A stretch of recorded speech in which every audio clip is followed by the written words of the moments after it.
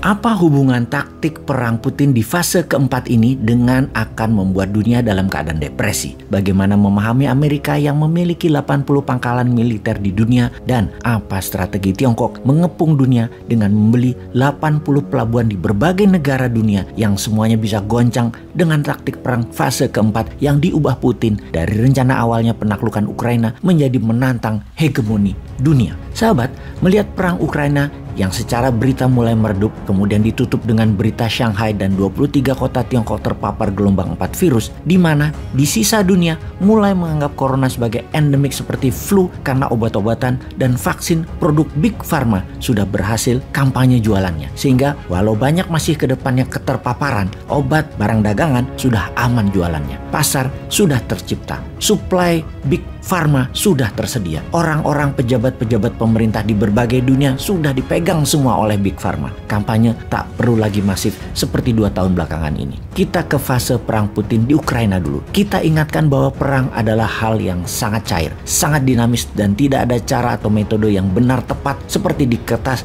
ketika rencana dibuat. Di tengahnya banyak improvisasi dilakukan. Yang pokoknya by all means kita harus menang perang. Caranya terserah. Maka fase pertama serangan Rusia yaitu menaklukkan 100% wilayah Ukraina, mengusir 10 juta penduduk Ukraina ke luar negeri dengan serangan kilat ke Kiev dan mengganti pemimpin Ukraina dengan yang pro-Rusia. Kemudian Ukraina akan referendum masuk sebagai negara federasi Rusia. Serangan diluncurkan 24 Februari 2022 yang mana hingga tanggal 8 Maret tidak bisa masuk juga ke Kiev, padahal pasukan elit divisi 2 dan 3 Rusia yang dikirim. Ibarat Kopassus dan Denjaka yang dikirim. Tidak tembus juga kota-kota besar di utara Ukraina tersebut termasuk Kiev. Bahkan ketahan di kilometer 30-an jauh dari Kiev. Pasukan Rusia tidak bisa tembus-tembus ke Kiev. Kemudian rencana diubah menjadi strategi bumi hangus ala Aleppo di Suriah dilakukan, dan strategi bumi hangus ini diharapkan secara psikologis tentara Ukraina dan pemimpin militer serta Zelensky terpukul kemudian menyerah. Ternyata hal itu tidak terjadi. Fase 3 pada sekitar 28 Maret seluruh pasukan di utara Ukraina ditarik mundur, difokuskan ke kota-kota besar, kota pertahanan terkuat dari Ukraina di sisi timur Ukraina dan sisi selatan Ukraina. Itu semua diperkuat oleh Rusia. Mereka hanya mempertahankan wilayah yang banyak keturunan Rusianya. Itu aja yang difokuskan. Secara pencapaian militer, Rusia berhasil menaklukkan 20% wilayah Ukraina, dan ini solid win alias kemenangan mutlak. Namun di 80% wilayah Ukraina masih belum banyak kemajuan. Apakah Rusia masih mau maju mengambil seluruh wilayah Ukraina? Ini kita lihat di fase keempat yang di hari ke-60-an mulai dilakukan. Apa taktik perang yang dilakukan di fase keempat ini oleh Putin? Rusia mengepung dan tidak menyerang frontal, namun perlahan.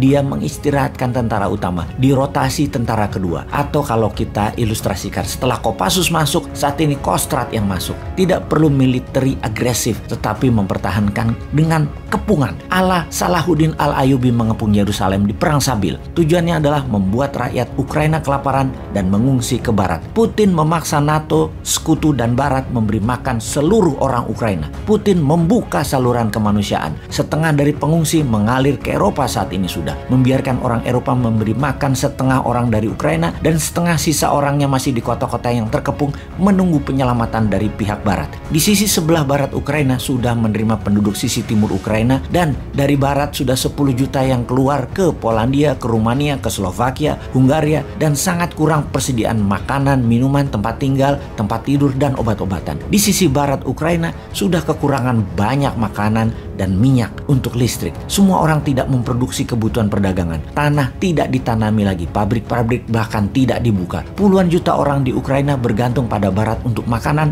dan minuman. Menurut perhitungan intelijen pertahanan, strategi Putin ini bisa merubuhkan Eropa Barat. Kira-kira dalam 1,5 tahun ke depan, tanpa meluncurkan rudal, Putin akan membuat Eropa Barat, NATO, dan sekutunya berada dalam kebangkrutan. Di fase keempat ini, strateginya adalah Putin mengepung. Sementara pihak NATO tadinya berpikir Putin gagal di Ukraina. Namun menaklukkan 20% wilayah bagi pihak Rusia adalah kemenangan. Pihak NATO juga berpendapat semakin panjang perang Rusia akan merugi. Ternyata ketika strateginya mengepung seperti dilakukan sekarang, di mana pengungsi didorong ke barat, ini adalah taktik perang yang pihak barat tidak pernah bayangkan akan menerima 30 juta manusia pengungsi. Dikasih makannya bagaimana? Tinggalnya di mana? Eropa Timur, negara yang menerima pengungsi, mulai teriak-teriak sekarang kehabisan makanan, yang mana harga-harga makanan dunia dunia itu naik. Pasukan Ukraina yang menanti dengan perang gerilya tidak bisa menyerang karena menerima ribuan orang mengungsi sekarang seakan-akan menjadi tameng. Dalam fase keempat ini membingungkan dunia pastinya. Banyak ahli militer berpendapat bahwa Rusia tidak berani melakukan perang panjang, tetapi kenyataannya adalah sebaliknya. Ini adalah perang panjang yang dimainkan Rusia. Efeknya sekarang